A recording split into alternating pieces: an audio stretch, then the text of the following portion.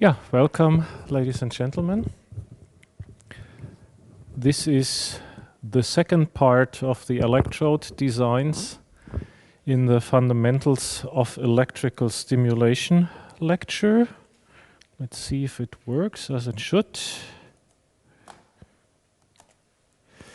And we cover today the central nervous system approaches as we did the peripheral ones last time. So just as a reminder, and now we start with what's going on there. If we carefully look into the anatomy textbooks, we find out that the eye and the ear are assigned to the central nervous system. Yeah, for certain things that they come from brainstem nerves or whatever. You know, this is the reason why I shortly like to jump in those sensory organs here, well knowing that this is far below the importance of those things. I keep them really short here. I could give you 2 lectures on cochlear implants, 3 on vision prosthesis. But since I wanted to focus on the electrical stimulation part, I just want to mention that, and then we jump back to the fundamentals that can be also applied here in the ear, in the eye, in the brain, wherever, with certain variations, of course. But just to speak that out, that's not neglectance of the importance or ignorance. It's kind of painful decision what to leave out and what to put in. Cochlear implants stimulate the inner ear. To make that, cut that long story very short, it's one of the most successful implants, active implants to stimulate nerves over the world. Numbers are hard to get, but my latest information is about 650,000 cochlear implants worldwide. So it's out of the niche. I grew up in those times when they were really rare. Now they really took off in newborns, in adult persons who either are born with no hearing or have lost hearing. And the important thing is this implant can be used if the auditory cortex is intact and all those nerve systems from the auditory cortex towards the inner ear are intact. What is missing in patients that benefit from cochlear implants are the so-called hair cells. These are transducers to transduce the incoming sound into electrical potentials. And then these potentials are coded into action potentials and off they go.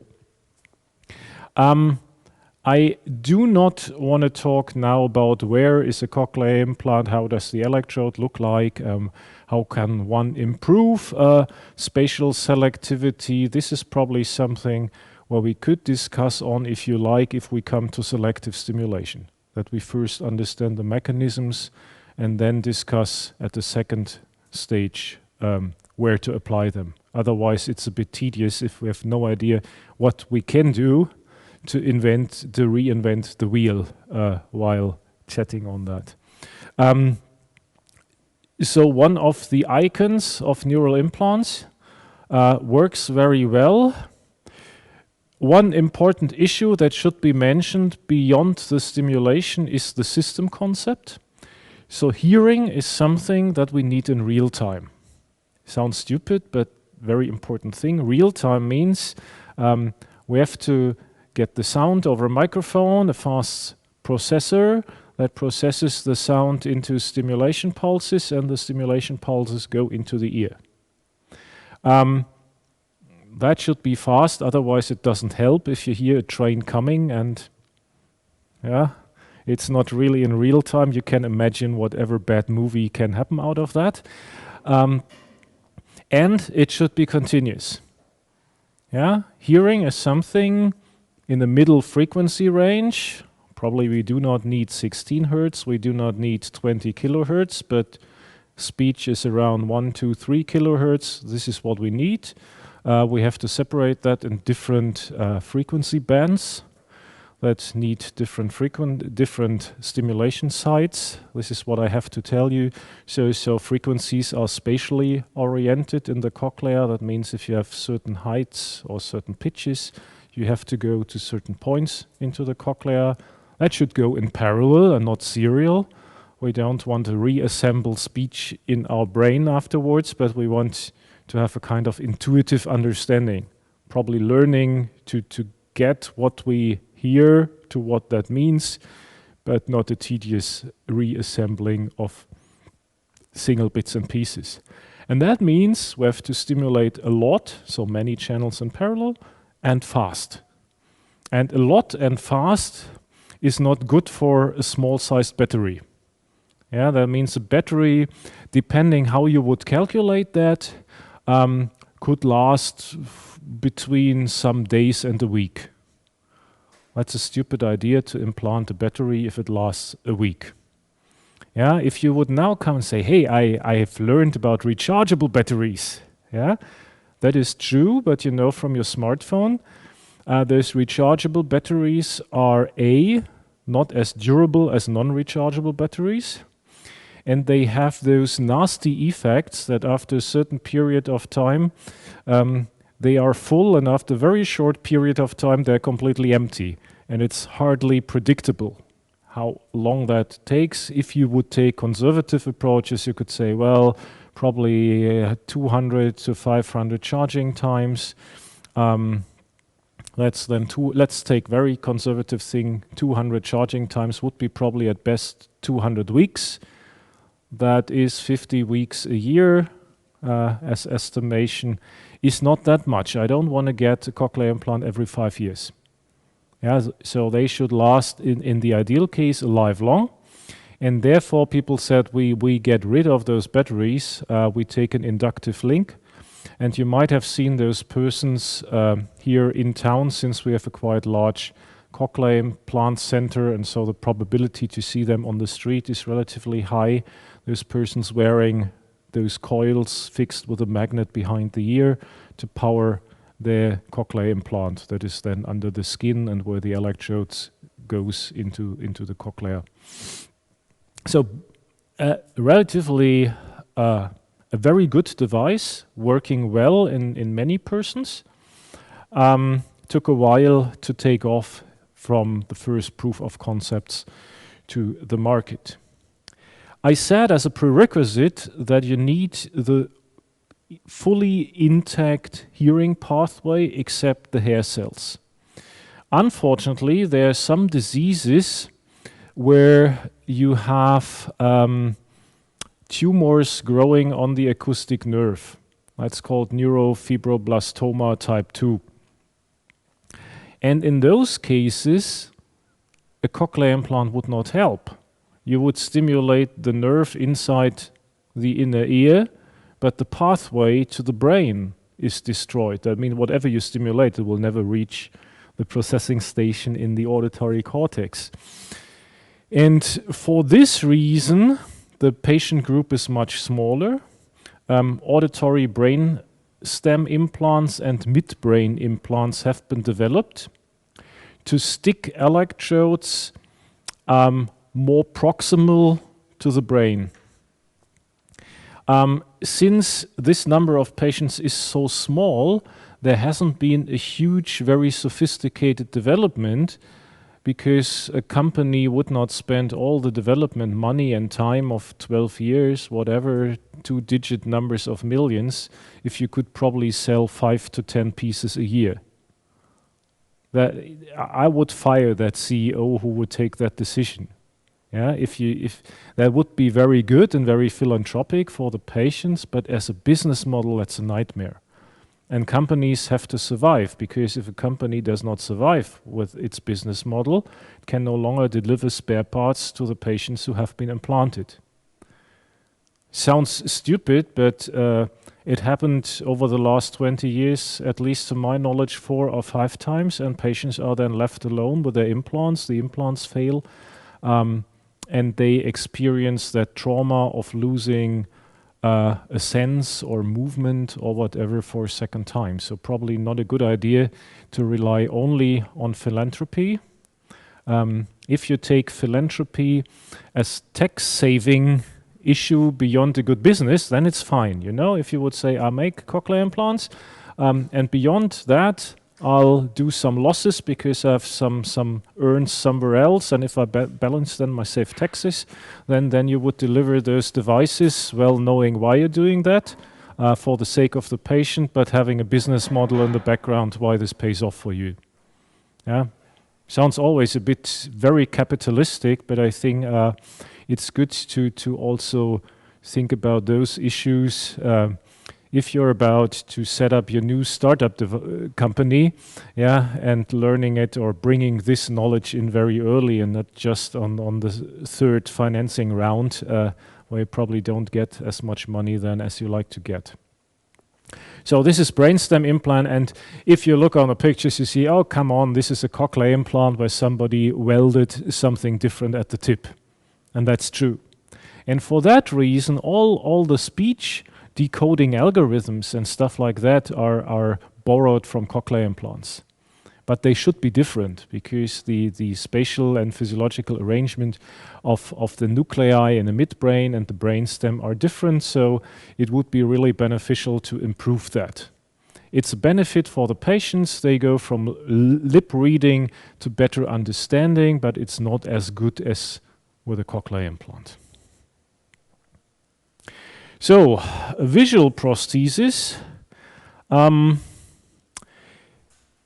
has seen its second hype in the 1990s. The first hype was about 1968.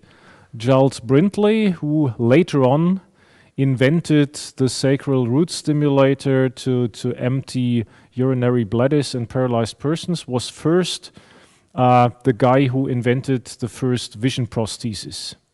Unfortunately, society was not yet prepared in 1968. Remember, that was the first year after men went to the moon. So there was a time where computers were relatively bulky and had little, well, I would not say no, but really little computing performance. And if you look on the cars of those days, they might look beautiful, but they ran without any electronics. Right? And to those days, where the cardiac pacemaker was already 9 years old from its first implantation, Giles Brindley came and said, hey, let's make the blind see again. And then he implanted a blind nurse with 64 single-channel stimulators. So if I would put you in our labs and would give you 5 components and a bottle of silicone rubber, you can imagine how those implants looked like. So it was really a coil with a capacitor and a diode, and if you power that, then you have kind of halfway rectification of the waves, and if you put in something else, then it looks more like the envelope then looks like a rectangle or something that helps to stimulate. And he implanted 64 of those devices in the head of that poor woman, and made an X-ray figure, and that was more electronics inside the head than brain, so on the first side, and he published that immediately. With a report that the lady reported that is a bit like flickering fireworks and it makes me headaches. That was the time where he got an appointment at, I think, the state secretary or the prime minister, asking him if he really wants to get that department of neural engineering or something else. And then he withdrew all his communications to those days, was really off the scene for 2-3 years and never came back to vision prosthesis.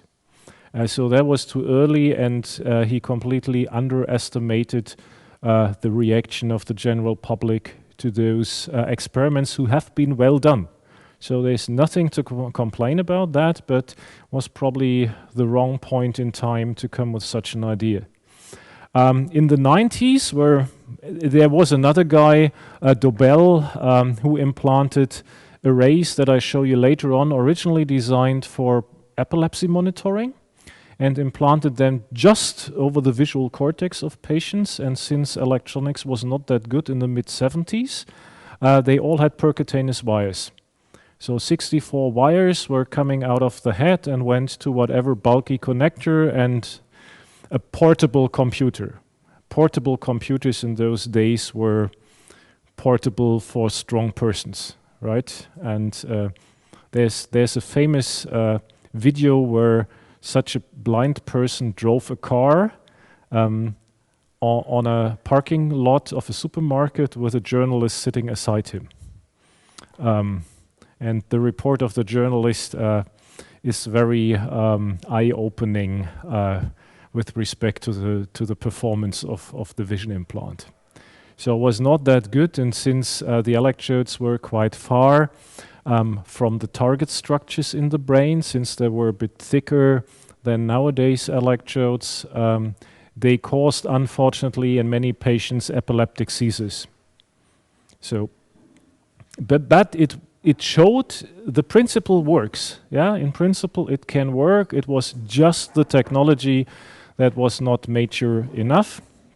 And then in the 90s, the first great hype of micro machine systems for implants, for rehab engineering. There was a huge initiative worldwide, different spots, different time points, and I'm happy to say that Germany was at the forefront in those days with approaches for vision prosthesis. So we were strongly competing with the US, and we can now discuss if we were on par or where the forefront was, but we were really good in those days. This is one of the early ones on the upper right, where you place the transceiver into an artificial intraocular lens, and the right-hand side is the electrode array that goes to the retina. For persons suffering from a hereditary disease that's called retinitis pigmentosa, where the rods and cones, which collect the light and transfer that in an electrical potential, degenerate. And this disease makes really a mess with the retinal arrangement, but some cells stay there, and the idea is to stimulate the remaining cells in an intelligent manner to deliver light perception and pattern recognition in a way that you're able to navigate. If you either a native speaker or a beginner in German language, then it's always good to look our famous Die Sendung mit der Maus, that documentary for kindergarten children. There's, I don't know if it's still on whatever Mediathek or other online portal. There was one series about how does a retina implant work for children at the age between 5 and 10. Really good, with one of the best performers. So that means that person could see if you would have a pearl necklace around your neck, or if this is Coke or sparkling water in your glass. But this was really a person outperforming out of the others. If you now look around, all those companies have shut down. And the reason for that is that the devices were good enough to be applied in humans, but having those sophisticated devices, it turned out that we still do not understand the pathophysiology in those diseases.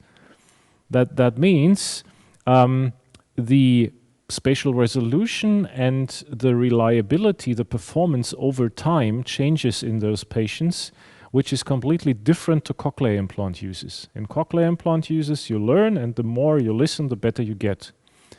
And in those vision prosthesis users, it came to the point where there was the impression that the more you use it, the faster the picture fades out, which is a nightmare, right? And therefore, these devices have been drawn from the market since they do not deliver the promised reliability or performance. And now it's bounced back to fundamental research to find out what mechanisms are underlying those diseases, to come, hopefully, to a completely different stimulation strategy or whatever, to make those things usable over years and decades. We could now argue if we would form groups on ethical boards or something, if this is responsible or not. There are probably some points to discuss that did not run that well.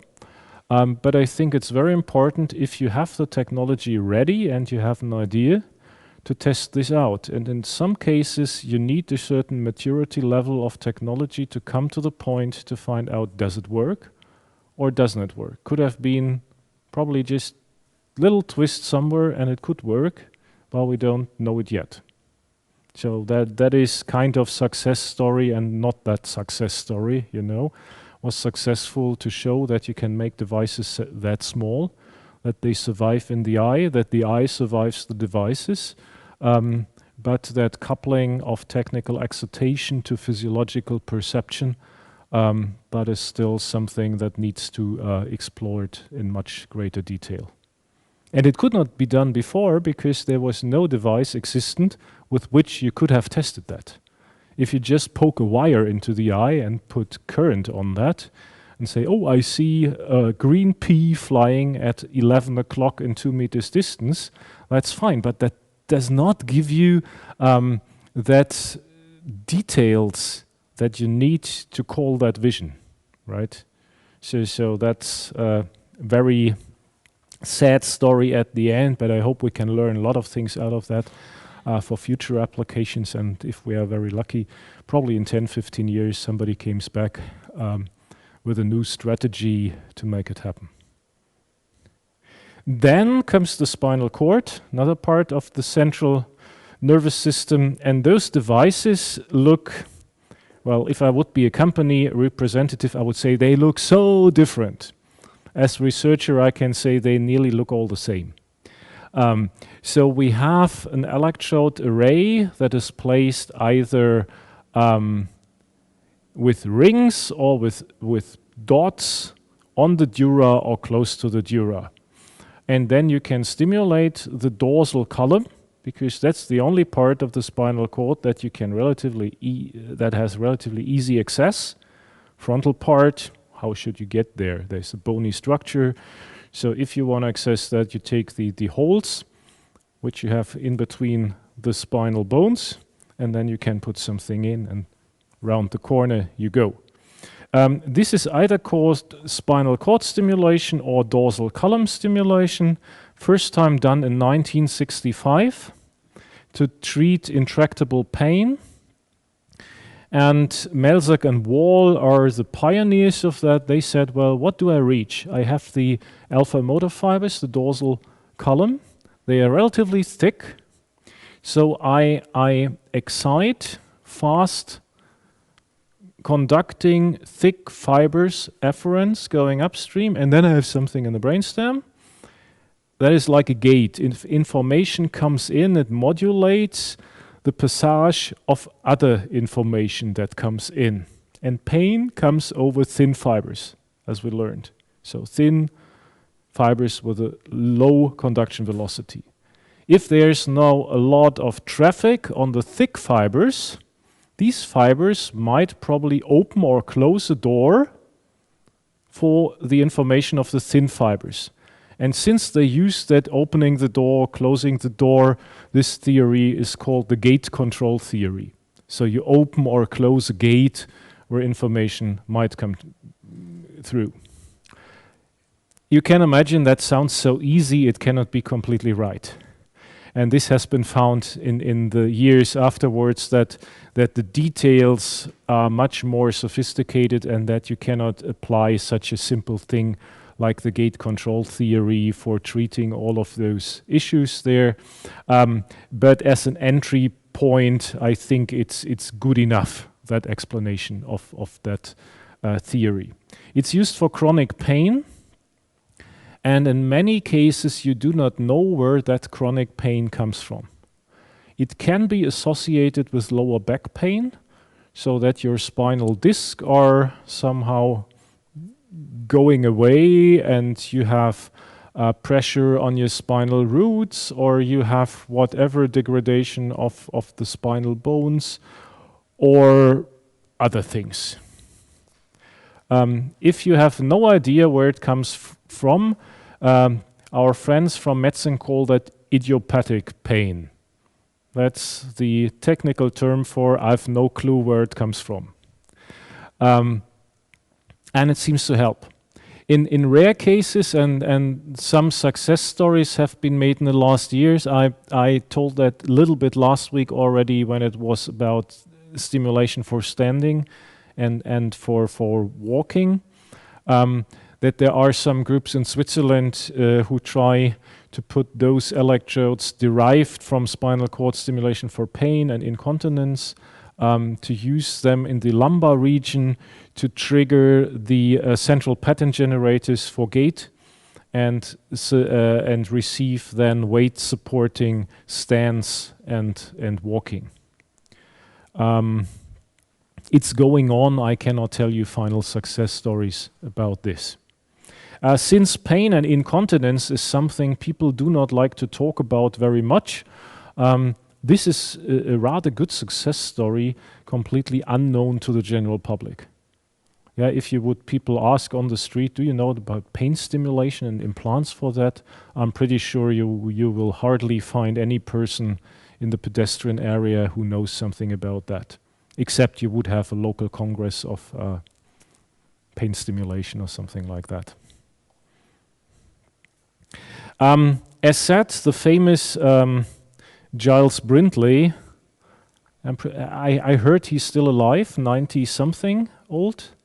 Not only was the first one with a vision implant, but also then focused on bladder emptying in spinal cord patients.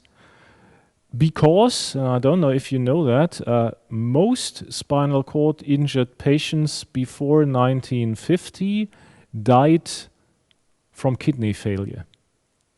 If you have spinal cord injury, you cannot pee any longer properly, and that creates an overpressure into your urinary bladder. And if you have an overpressure there, then the urine goes back to the kidneys, and with overpressure in the kidneys, you easily destroy them over a short period of time. Sir Goodman in the 1940s, 1950s, a German Jew who had to emigrate to the UK, then found out if you perform self-catheterization, you can empty the bladder and you prevent kidney failure. You might now say, well, self-catheterization does not sound very appealing, but remember, if you are spinal cord injured, and given that you still can use your hands, your sensory fibers are also cut. That means you don't feel it any longer, so you can perform that without having too much pain. And this is still the method of choice also today. And Brindley came to the idea, well, wouldn't it be nice to have a controlled emptying of the urinary bladder, that you don't get infections, for example, because self-catheterization might come with an increased risk of getting infections. It's a very simple system. If you look on the X-ray figure in the middle, you might discover something that looks like resistors. There are glass diodes. Resistors were made out of ceramics, and there's a capacitor also made of heavy stuff. And that means the components are hermetically sealed already. And then you can assemble them on a substrate and cover them with a non-hermetic sealing, because all the nasty things are already under glass or ceramics or something like that. This device is still available on request. There's a company, Fintech Medical, in the UK who does that. They are not allowed to change anything because then they would lose medical device approval. This thing never went through those thick books of 21st century medical device approval laws, but it's a kind of so-called grandfather rule. If it has shown safety and efficacy in the past, at least before the medical device regulation was put into place, you were allowed, with a bit of writing and documentation, to use it further on. It comes with a very serious surgical intervention. you have the motor fibers in the anterior horn and the sensory fibers in the posterior horn of the spinal cord. And you should, did I say it correct or is it the other way around? Motor, always have to check it up and always go wrong. Anterior is motor, sorry. Anterior is motor, posterior is sensory. And in the lumbar, in the sacral spinal cord, so really here, very down, we have those roots that innervate the urinary bladder and the sphincter. And if you stimulate those roots, you stimulate the bladder. Good. Bladder. Pfft. Unfortunately, the same fibers stimulate the sphincter that closes the bladder. Not good, because that's a skeletal muscle, while the bladder wall is a smooth muscle. Skeletal muscle is fast, thick fibers. Smooth muscle is slow, thin fibers. If I stimulate, and you already know that, you get the thick fibers first, right? That's a nightmare. So you stimulate, you first close the sphincter, and then you press on the urinary bladder.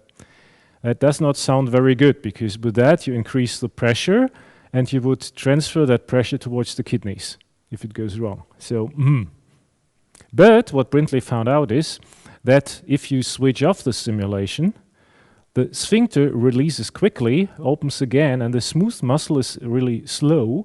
That means it still has contraction and presses. And if you repeat that several times, you get a staccato peeing, kind of, where the technical term is post-stimulus voiding. Yeah, the effect is not the rising edge, the switching on, but the effect is during the switching off, that the bladder wall still is compressing and you release urine in that phase. Sounds not too bad, but since the fibers are in a reflex arch, that causes some trouble, especially in spinal cord injuries, since there's no modulating input from the brain.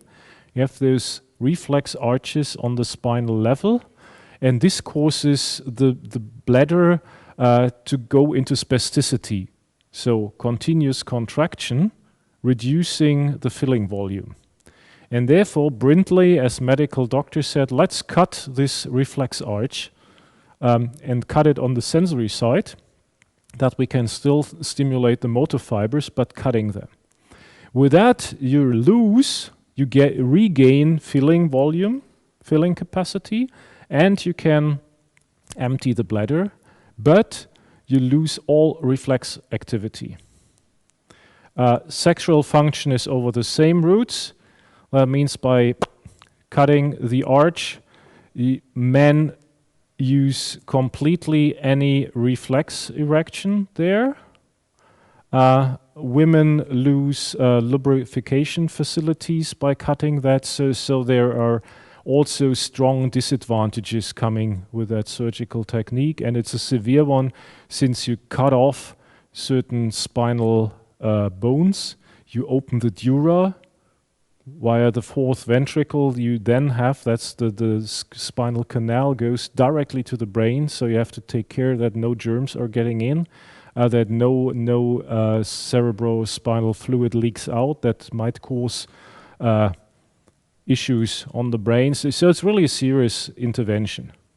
And that nearly stopped completely some years ago, where people found out if I inject botulinus toxin into the bladder wall, that you can overcome that spastic bladder and get increased filling volume. By that, it was said, well, we can overcome or avoid that surgical intervention. We avoid an implant, so electrical current and medicine does not always go hand in hand. And we have an easy access over injection of botulinus toxin. To be honest, I did not look for recent studies if what this makes with the muscles. I'm pretty sure it makes something over a longer time frame if you always inject botulinus toxin into it, but this is also another issue that has to be shown and proven over the coming years. If this was a good idea, then I'm fine. If this was not a good idea, probably one should rethink that implant issue. All right. This is what I was already hiding in some side sentences. Of course, you can also try to stimulate the spinal cord directly. The issue is that the electrodes must be very delicate to go into the spinal cord, and due to movement that we have, bending our trunk, for example, the spinal cord moves, I guess, up to 4 or 5 centimeters. That would mean if you stick something in that is fixed to the bones, then you would have a kind of scalpel cutting up and down in the spinal cord, which is a disaster. That will cause further trauma relate and create additional spinal cord injury. And therefore, there are only few groups who work on that. One group is Vivian Mushavar in Edmonton, Alberta. She's doing all those electrodes by hand. My interpretation is that could be one option why she loses postdocs so often.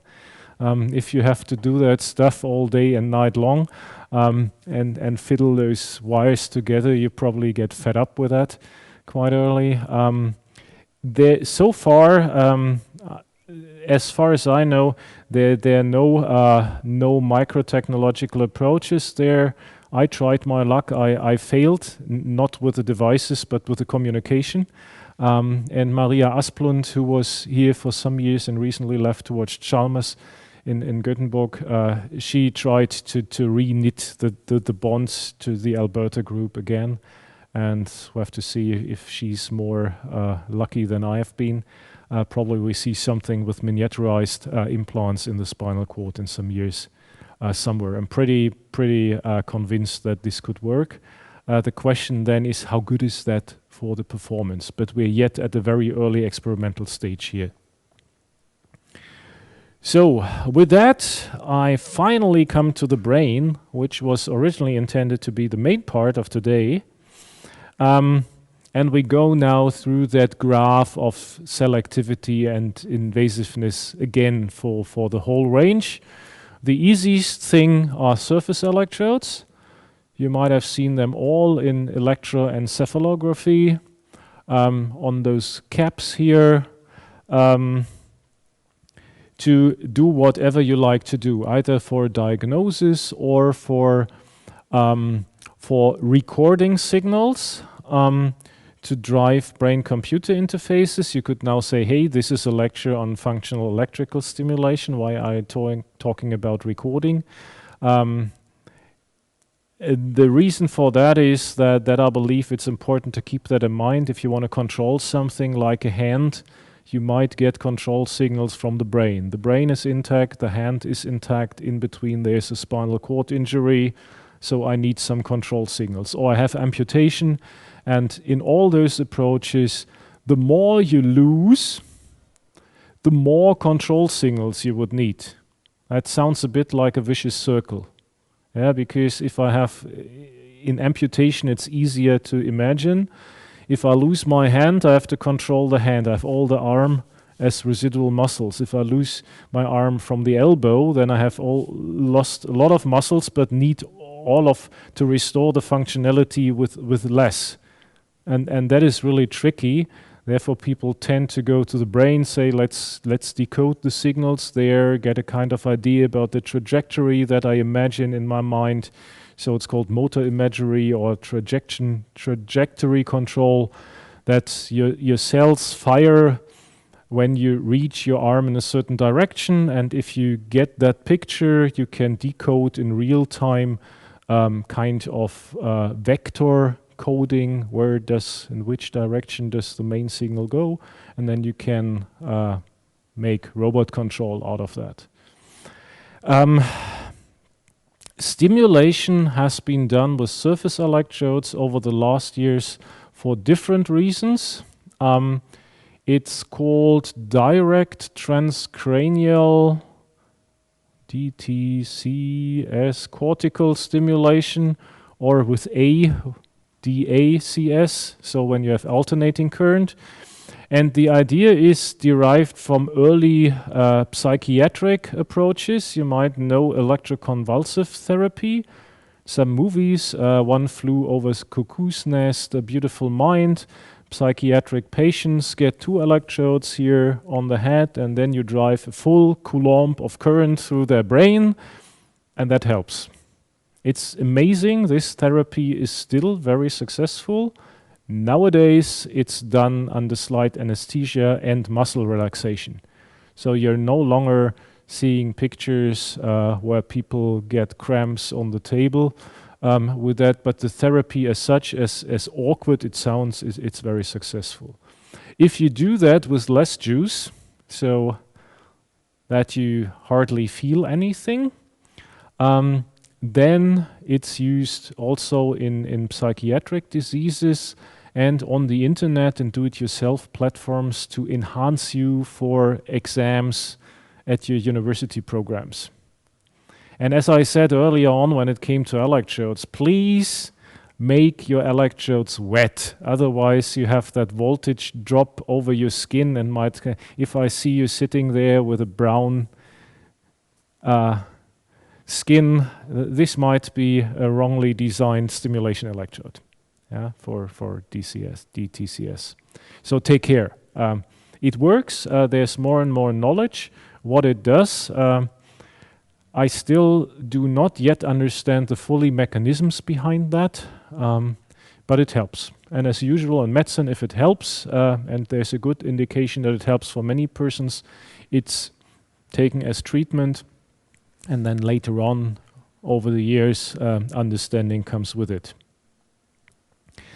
We also have epicortical arrays. Epi, again, on top, cortical, on top of the cortex.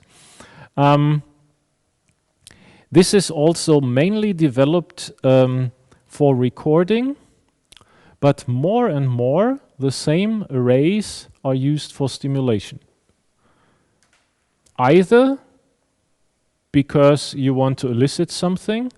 So if you do epileptic seizure recording in patients suffering severely from epilepsy, and you found out with an EEG, non-invasively, seems to be superficial, seizure onset zone, let's check out where it is and if we can cut it out to reduce, to get rid of the seizures. Then you have to find out, is this in the speech center, is this in a movement center, or is it in a center that does not obviously have some function. You know there is a function, but it's not related to something obvious like speech or movement, then this could be cut out. And in those cases, you get an implant of such an array on top of the brain, or also some depth electrodes, but we're here on the surface. And if you don't get a seizure for stupid reasons, sometimes people are so much under stress in that situation that they don't get seizures, then you can play around and stimulate a little bit over those electrodes to see if you can elicit a seizure. One thing, but this does not sound like therapy. But you could stimulate, for example, in therapeutic use, in Parkinson's, in epilepsy, to break seizures, or to deliver sensory feedback. If you put that over the sensory cortex, then you could stimulate the sensory parts, and if you do it on the right spot, you might feel your hand or your foot or something like that.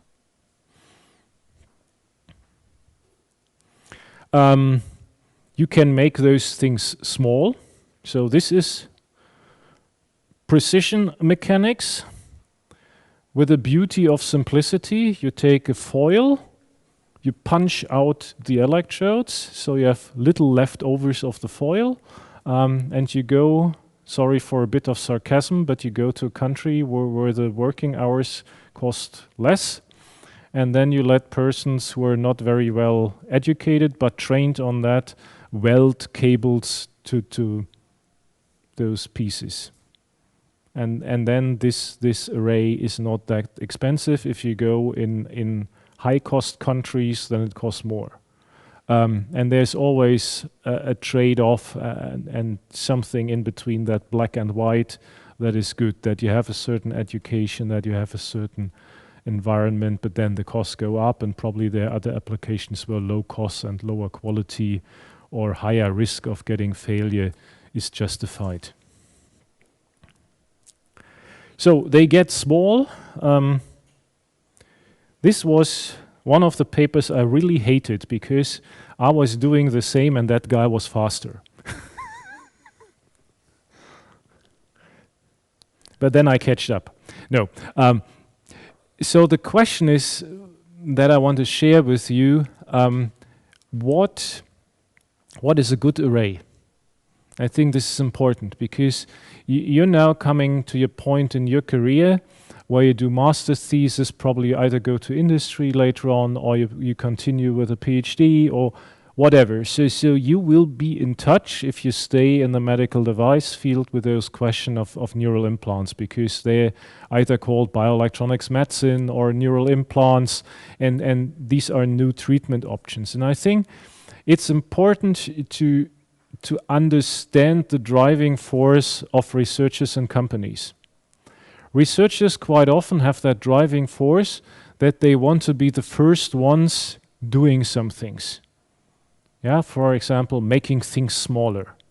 Making things smaller so much that you have only 2 layers of atoms somewhere, or even better, 1 layer. Yeah? And if you start and somebody say, I can make it 100 microns wide, the next comes in, but mine is only 50 microns wide. And then the next one comes, mine is only 20 microns wide. And mine is even half of the thickness. And then you have to get suspicious if you work like I'm not that guy. I'm more on translational research. So I want to see if this is stable. Does it work? Can I transfer that into an application? And then I like to play around with that, and if I get it into my thing, say, oops, it's broken, it's probably not robust enough. And then the question is, where's the trade-off between getting smaller and still staying robust? That I can transfer things from one lab to another, that it spreads, that it gets standard tool in many labs, and if it's standard tool in many labs, probably then to transfer it into medicine, and bring it to standard treatment. And that would mean you don't have the one and only trained extraordinary scientist who is able to implant that and work with that, but you have to rely, let's say, on average level of skillness and education. And this is a different approach. I don't mind if somebody says, I make the smallest thing ever on earth, but you should be honest enough to say, and this does work only in my lab, yeah, which is different to make, I have a hammer and a nail and it works all over the world, no matter if I have electricity or not, right? A completely different approach, and this is what you always have to assess. What is the question? What is the purpose behind the question? And what tool could be the best to meet that requirement? Yeah? And then we can look, is it thick enough, thin enough, small enough? Could it be even thicker and then it gets cheaper? Things like that. And we tapped into that discussion with Polyimid, where we said, oh, it's for our applications, it's so flexible and so beautiful. And others said, it's a nightmare, it destroys everything, it's stiff like wood. And I said, come on, that's probably that sales argument, it's good or bad, should be quantified. And then we thought, well, it's probably could be a good idea not to say how thin it is, but where should it go? And then we did a study, which was for us also exciting because it came out that without knowing anything, we took the right choice in material thickness and dimensions just by chance. Because we looked how thick should a device be at maximum if you put it on a brain, that it can snugly fit the brain by adhesion forces. So if you do surgical intervention, you have the brain still wet, but the air around is dry. And if you take now a conformable or flexible material and make it wet and put it on the brain, then adhesion forces attract it, if it's thin enough. If you would take a piece of wood, it would never go around the curve, right? You could probably press as much on the brain as the brain gets flat and your piece of wood then fits to the brain, but this would be brain deformation. And this was what we did.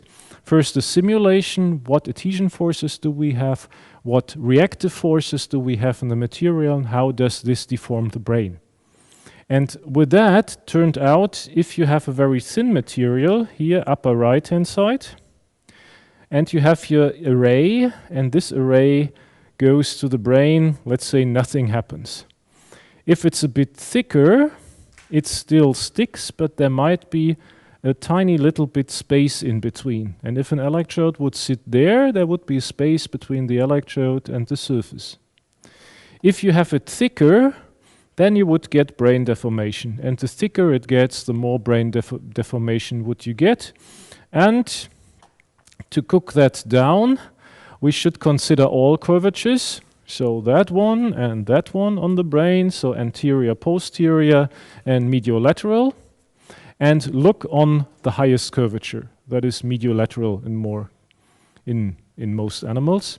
And if you now say, I want to go into the sulci or whatever, you have to consider that curvature.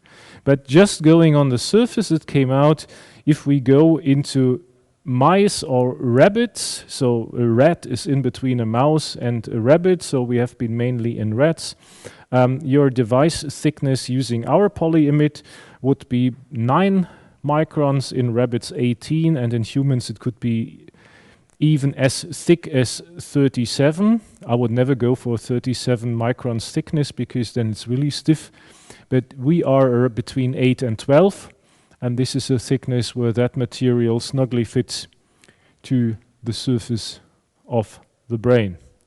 And this is an important take-home message. It's not about the flexibility alone, it's the thickness. If you use the moment of inertia, which you might have learned earlier on in mechanics or micromechanics or whatever, Euler bending beam, rectangular shape, width times the height to the power of 3 divided by 12 is that structural relationship to that. And then we have that moment of inertia, which is E times I. So Young's modulus goes in there for sure, but it's also that geometrical structure that counts. Equation is a bit different for cylinder-shaped materials, but there it's also the radius that goes into that. And then, of course, if you go into treatment options, if you don't only say, well, I do this for an hour in a rat or for 3 hours in a monkey or whatever, but you want to do that chronically, you have to check out, does your material survive? And what does the foreign body reaction with your material? Of course, the more important part will also be what does your material with the target tissue. But this is something where medical doctors, physiologists, and so on take care, and where there is a good list in the ISO standard 10993 that guides you through all the tests that you should do. Here, our question was more driven from engineering curiosity. How do our probes look like after 1 or 2 years? And we have a collaboration with colleagues in Hamburg. And they use ferrets. They have a good reason why they use ferrets. There are only a few labs worldwide who use that animal species. They're in between rats and monkeys from the size. And we had implantations up to 2 years of arrays that worked pretty well. So colleagues were happy with our arrays, and we wanted to see what do we get.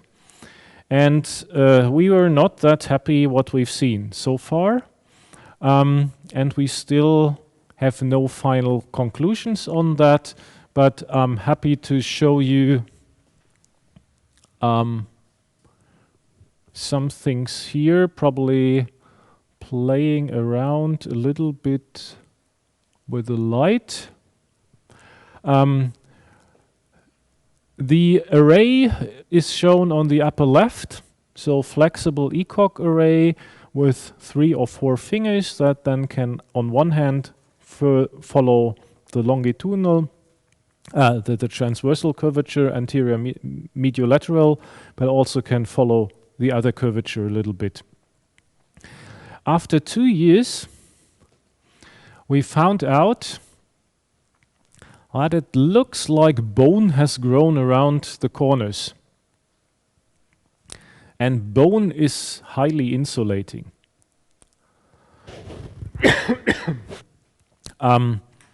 We still have to check that out where it comes from. There is knowledge around that electrodes might cause secondary dura growth.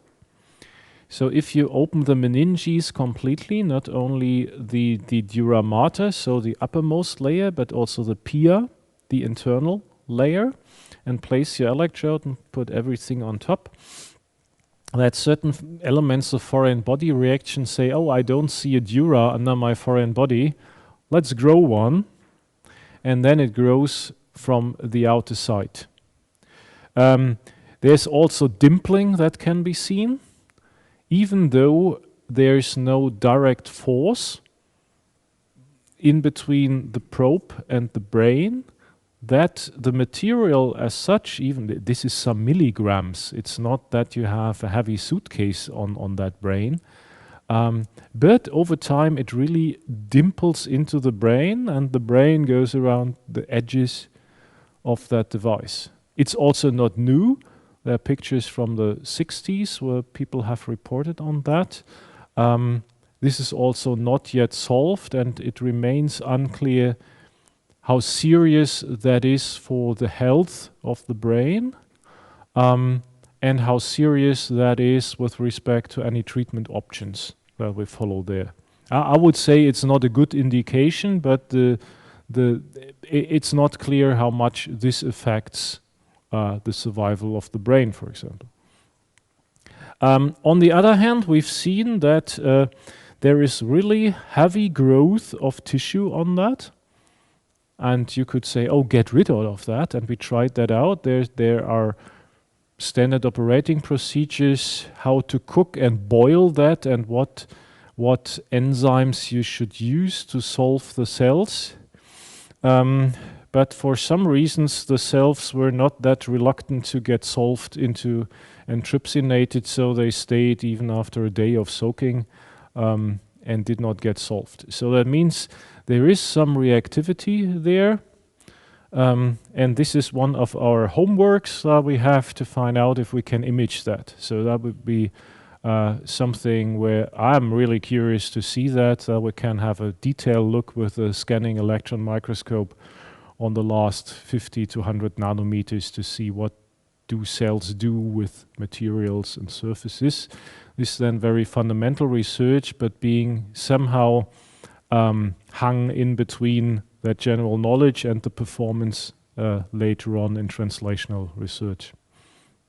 And we found out other things that we don't like to see, but I'm happy to share them with you. We sent them platinum electrodes, and platinum in the human body, in the foreign body reaction where the pH goes down some numbers for some days in the acute inflammation phase up to pH 1, which is very acidic, seems to influence the composition of the platinum thin film. So we've seen something like platinum embrittlement, which is well known from hydrogen batteries. And we've also seen that on the thin films in the human body, where the films are that thin that a single grain of platinum is normally larger than the thickness of our films. So we did a transmission electron microscopy picture, and I've seen sidewise that the grains that we have are growing out of the plane of the electrode metallization. So really cool material science stuff. We have still no explanation on that, but that shows that the mechanisms are not yet fully understood. On the other hand, you could not have investigated that 10 years ago, because no such device was stable enough 10 years ago to investigate those questions. That's now the phase where first developments are bounced back based on the failure mechanisms to better understand what's going on and probably develop some measures, some new combinations of materials, deposition procedures to make them more stable.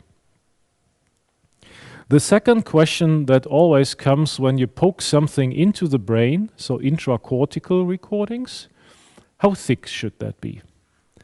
If I would go to whatever neuroscientist here in Freiburg, that direction or that direction, they would tell me, come on, this, even if it's only 30 microns thick, that causes tremendous scar that screws up all recordings. If I go to neurosurgery in the hospital and they implant not probes that are 30 microns wide but 2.3 millimeters in diameter, you can get the answer, they don't do anything, all fine. So, and the truth must be somewhere in between, right? So, and therefore our driving question was, what is known about that? And if we asked colleagues, we searched the literature and did not find much. And those guys, when 10 years ago, they were still in their jobs, so they're already at the late 60s, said, we believe 30 microns is a good number. That was, why 30 microns? And I was always, come on, let's drink a beer and I explain you. And there was more that opinion-based, diffusion length, cell size, probably cells hold at their hands, and sounds awesome, but it's hard to believe if you have no data. And therefore we thought, well, let's take those magic 30 microns and 100 microns. That's 3 times the number. So roughly that is larger, right? And then we implanted them and investigated that, and these pictures are a nightmare to see even on the screen. It's that nightmare. So it's black on black. You cannot make other way around.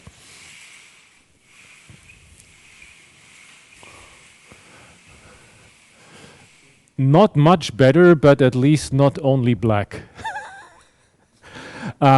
Left-hand side is the 100 microns probe, right-hand side is the 30 microns probe.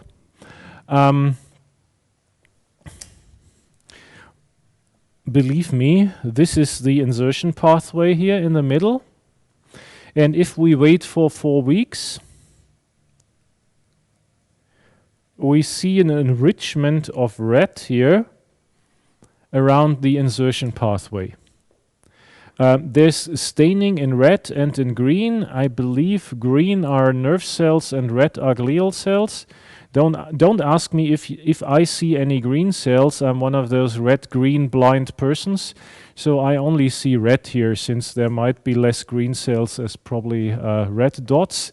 But the importance of that picture is not how many red and green. The amazing thing for us was that it took 16 weeks to see differences. And after 16 weeks, the scarring around the small probe seemed to get reduced, while there's a really large hole formation around the larger probe.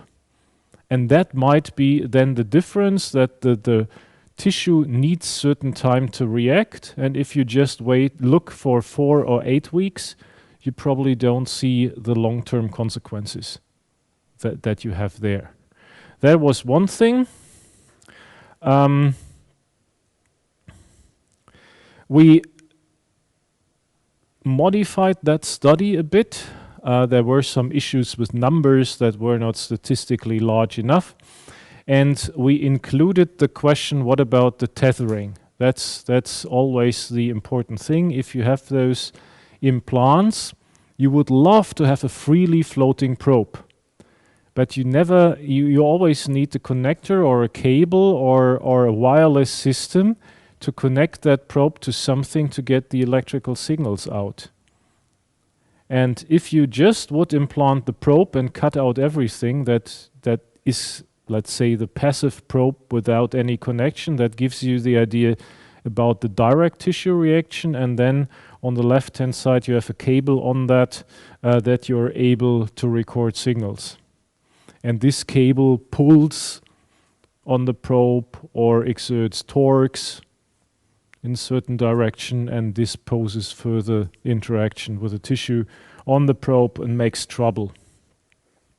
And we had that and have seen more or less the same things. Smaller probe, smaller hole, larger probe, larger hole.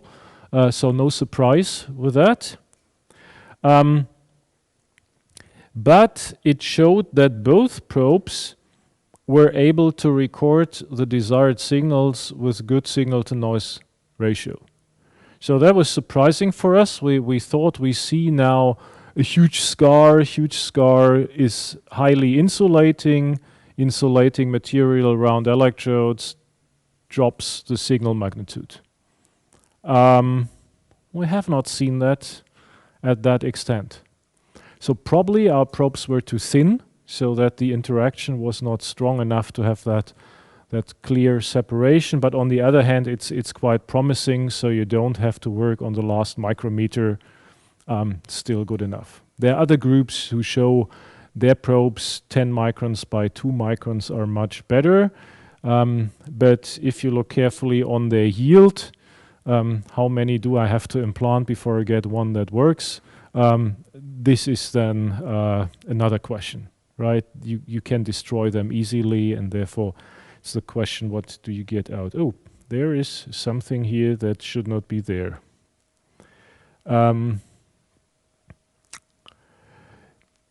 In the immunohistochemical results, this is what you have to do as a scientist. You do the investigations, and then you do statistics. You pose a hypothesis. You check, are data Gaussian distributed? Then you make a p value, whatever test that fits to that. And we see that the 30 microns, PIXI 30, versus PIXI 100. That was the time where we tried to invent abbreviations. You know all those PIXI books, the small ones for children? Yeah. That was the reason why the probe was named the PIXI probe, because it's so small. And we found out that there is a significance in between small and larger ones. So the larger create significantly more reaction than the smaller ones. And we found out that the tethered ones are more cause more reaction than the untethered ones. Just by wiggling around on the cable, this causes micro movements that result in stronger glial scarring. And apologies that I did not see that I should have. There's a second footnote line that I should have deleted. We did also gene expression studies. This is a very relatively new thing over the last 3-4 years that occurred, that people do longitudinal gene expression studies accompanying those results to see which genes are switched on and on to which point of time, to get a clue on the time course of the foreign body reaction. In our case, it turned out that the differences are so small that we cannot find any statistical significance. For whatever reason, we started with a different hypothesis, but this is what came out. So, and if it comes out, it comes out, right? Then you cannot, should not change your results according to your hypothesis. However, in another study with similar probes, if you look carefully, they are now 380 microns, and that might be the difference. They are larger. 18 weeks of implantation with a larger genetic screening, so more genes to be investigated. it turned out that a certain family of immediate early genes was switched on and was not switched out for these 18 weeks period. And these genes play a role as progenitor genes in oncogenic processes. And that surprised us a lot. So to phrase that question more colloquial would be, do neural implants cause cancer? And we have no answer to that. It might be an artifact, or it might be that these genes are switched on in any surgical intervention for a long time, and then they might get switched off. Could be that whatever, sometimes you do things that you have not on screen, so as a side effect during preparation, during something, let something happen. But I think it's at least an indication that we published recently, so in late 21, that there is something going on. And now we have to check it out if it's always true, if it's true with certain implants, or if it was whatever stupid side effect that could happen, right? So probably the round of animal species that we have had a slight variation. You know, in those cases you have to go to higher numbers to check it out, to replicate those results. This is not yet at the end with the, should have checked the slides more thoroughly. This is not at the end with the integration density. In silicon technology, as the engineers amongst you know, you can integrate electronic circuitry directly under the electrode sites. So micro transistors, multiplexes, amplifiers, whatever, and this is really cool. Then you can have thousands of contact sites, and you have switches that you only route one after the other out. If you would have that in passive probes, one contact, one line, and you would love to route 1,000 contacts, you would need 1,000 lines.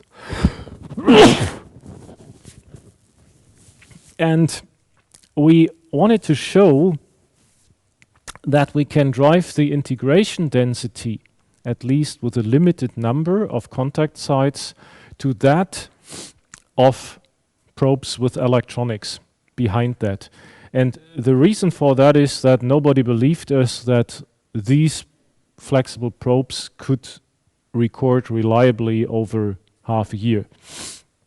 And so one of us, Chris Böhler, designed those with a lot of help from all of the persons around, huge crowd.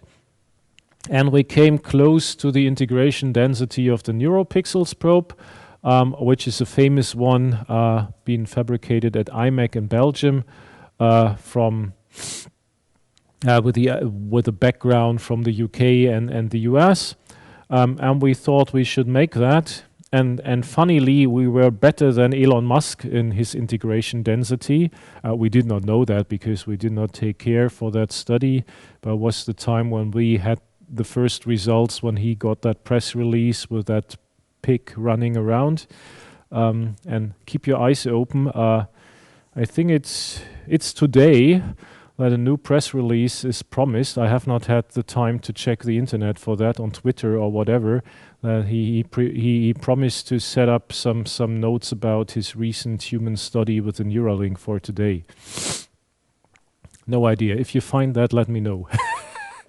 But here it turned out we can record multi-unit activity from from cells in the brain for half a year with a probe that's tremendously stupid. So no on-site amplification, no on-site filtering, just the passive signal that is recorded and funneled out.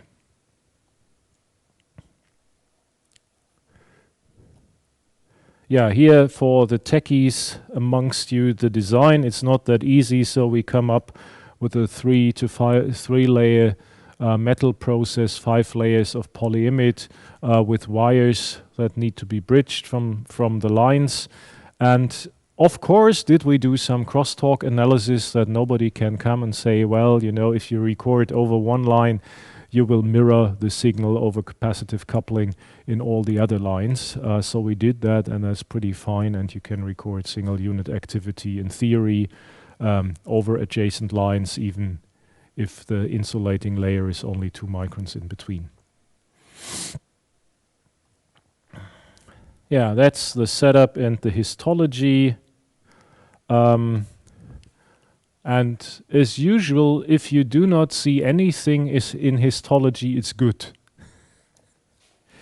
I would say this here has been the probe location. And if you do not see much, that means little damage has been done. You see what you do not see. The histology is made without the probe. And this is one of still the shortcomings in analysis of foreign body reaction, that it's not feasible in many preparation techniques to leave the probe in place.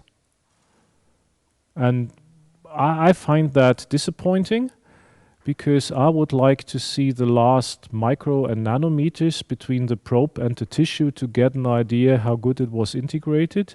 If I have to rip it off before, I do not know what has been taken apart from that whole picture. Reason for that is that friends from histology say we cannot cut it.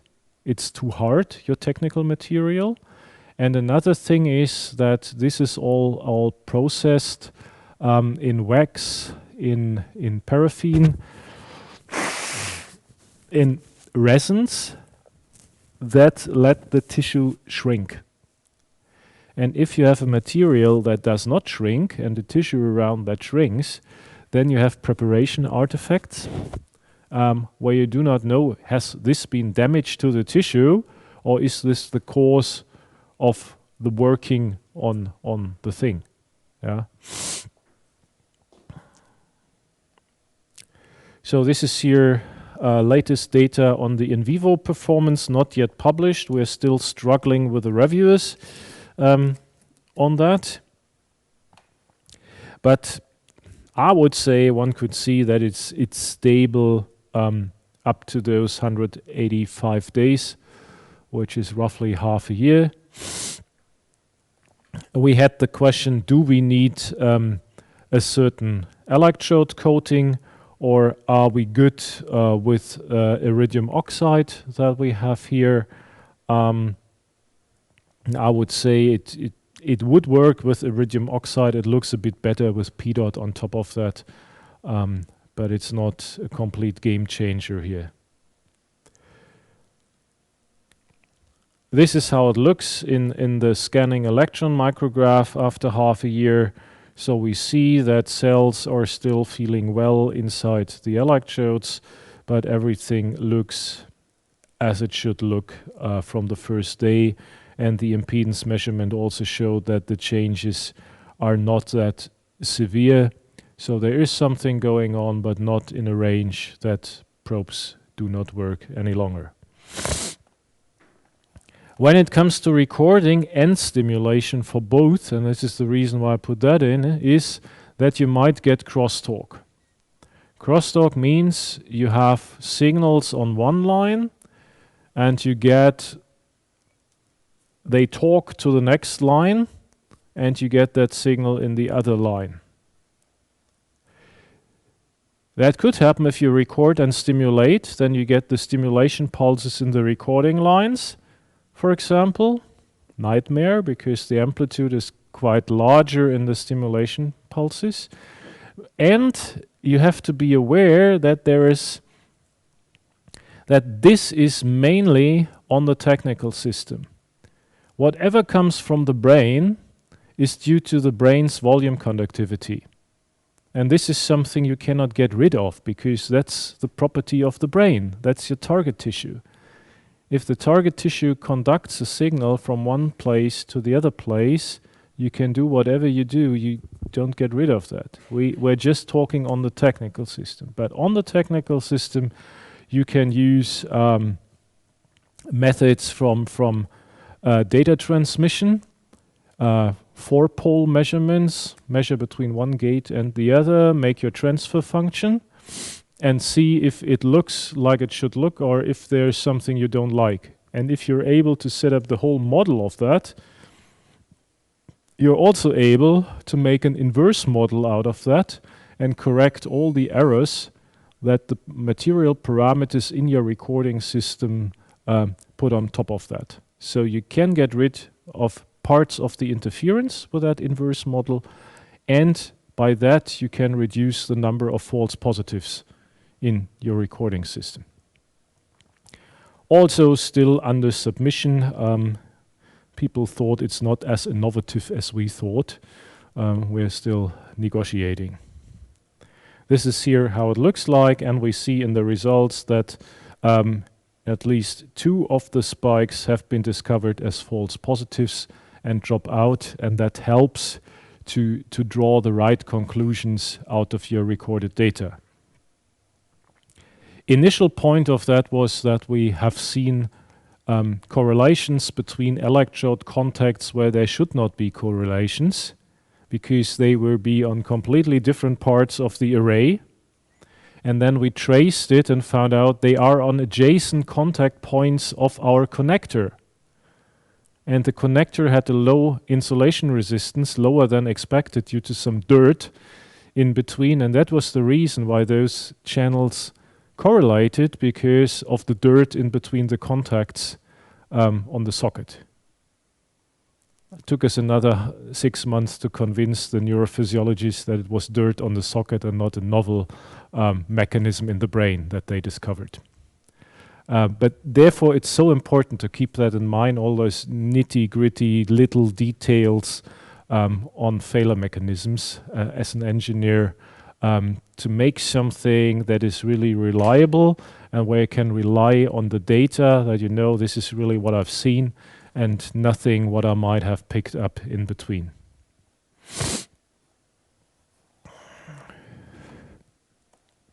Now, here we are.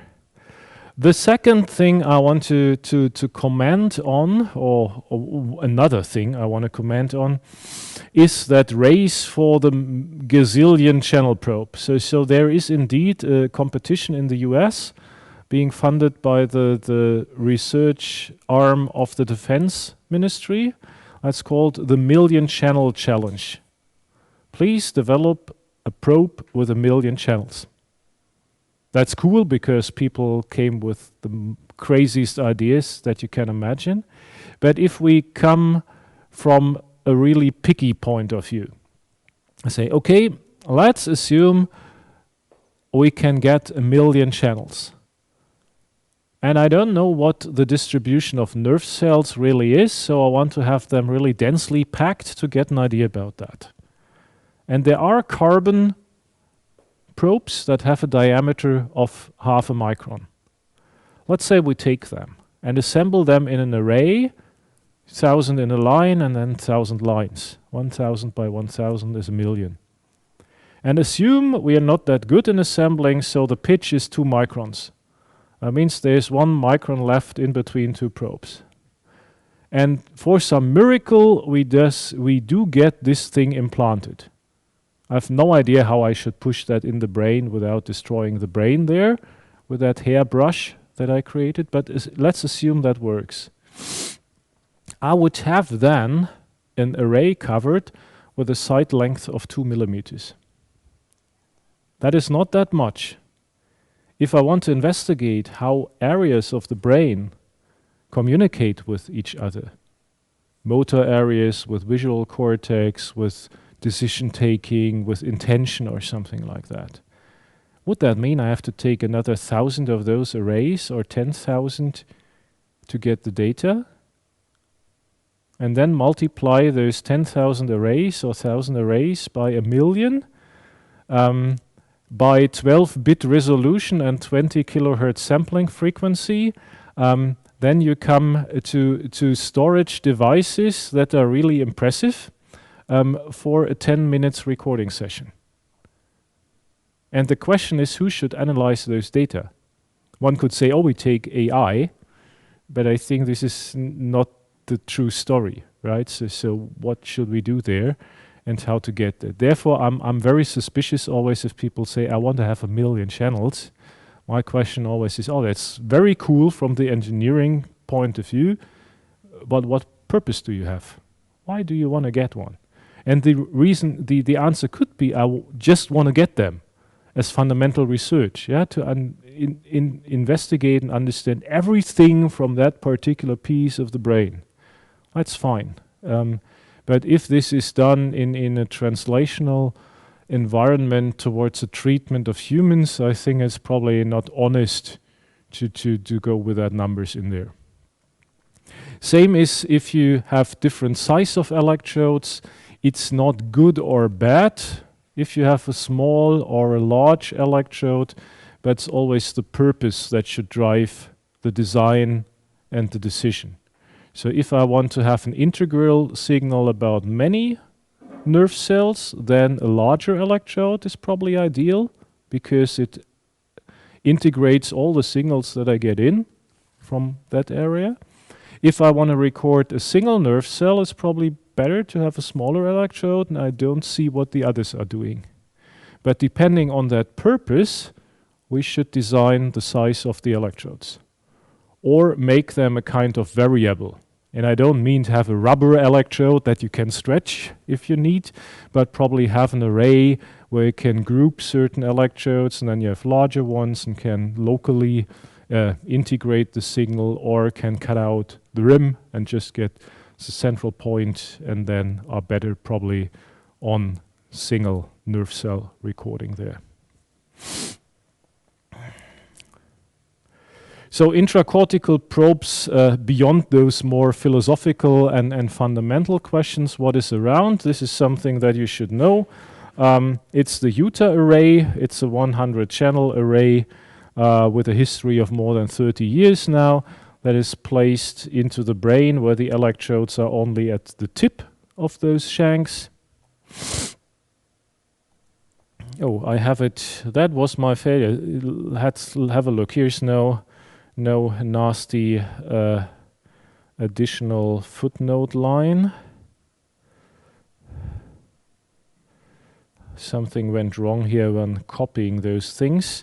Beyond the Utah array, we have the Michigan probes, where we have all those electrodes placed on the surface of an electrode. Atlas Neuroengineering, for example, here at this place is also doing the same with a different cross-sectional area of those probes.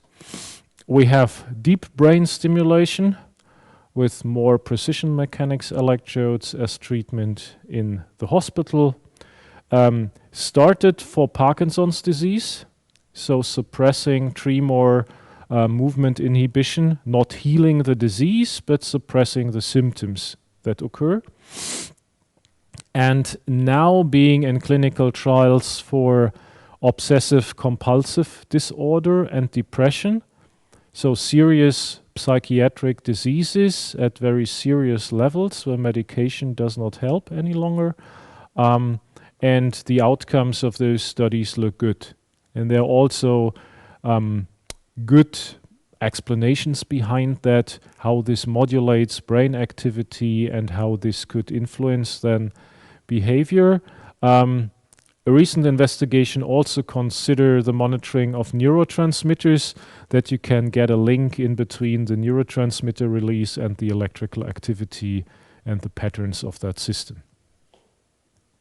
And cool work is done here in Freiburg, just as a short advertisement towards that. So colleagues of mine are working in the psychiatry department and neurosurgical department on that. We are sometimes jumping in with micro devices and preclinical studies. So with that, I'm at the very end of that double feature session here. Apologies that I did not see that I copied some slides twice in there. There was that mess in there. I thought I did it only once. So what did we do? So I gave a really rush and a very superficial overview of electrode designs, that you get an idea. If we then go into the mechanisms of electrical stimulation, where can I transfer those mechanisms to which electrodes and which parts of the body? I think you have seen how much the access and the electrode shape depends on the application. So that should be, application should come first, and then I should see which device do I need. And with that application comes the question that we do not cover here. How much information does such an implant require? Is it fixed frequency 24/7 that I need, or do I need, as on the cochlear implant, very specific cue-based response for the stimulus? It's not only research, and I'm happy to tell that from year to year with more enthusiasm, that more and more clinical applications are established and that translation into product really succeeds. But we still need a lot of research. That's the second thing that's good and important, that there are a lot of mechanisms that need to be investigated. Devices have to become better with respect to longevity, and we have to understand more based on the results that we get from the research of the last 20, 30 years. Yeah, with that, I'm at the very end. Frederick has a question.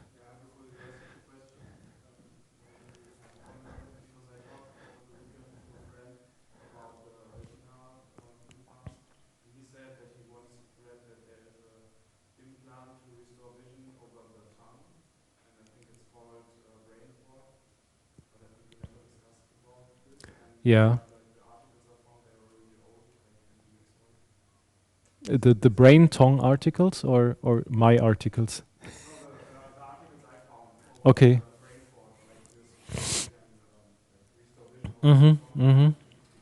Yeah. Yeah, I've so I repeated first for the recording. Curiosity question on a tongue visual cortex interface to restore vision. The tongue, as you said, is really sensitive on one hand side, so this is a good thing. With all the vision, with all prostheses, sensory prostheses that are with a non-adequate signal, there's some shortcomings. Non-adequate means that your tongue is not the visual cortex, so you have a different entry port that needs to be translated. So it's like braille reading with your fingers to read, yeah? So you have to transfer that. With braille reading, I read, for example, that persons who have born blind and are fluent in braille reading use their visual cortex for deciphering those patterns, which is completely amazing for me, that you take your fingers and your visual cortex is active, right? But that's a different issue. I've heard that this tongue interface have been further developed for divers, especially Navy SEALs, for whatever reasons in the US. That is, but it could be also that 10 years time frame that I had that discussion on a conference. I don't know anything about latest developments. I would say it could be used in navigation. So if you have to go from here to the other side of the street, but I would say it's a bit tricky, like other tongue-based control systems. There have been also a tongue-based control system to control an artificial arm. And that is the thing, If you navigate, if you are in company with other persons, and you would need that, you're in situations where you like to talk, and you are in situations where you probably talk and you eat and drink. And having such a system, while you find out where your cutlery is, where the glass for drinking is, and where the sausage and where the peas are on your plate, you could find that out. But when you eat that, would it still your picture would vanish, and it would probably come back, or you have to clean it before you get the next piece. And I could imagine that's very personal opinion. That's not science, what I'm telling you. I could imagine that this is very disturbing. And this could be kind of acceptance thing, that it did not go further. Same with if you have to glue electrodes on the chest to get sensory feedback from your little finger or something like that. That works for certain persons who are really keen on getting that and find that cool, but I believe there are many others who find that disturbing, and then it's a kind of acceptance issue. Good.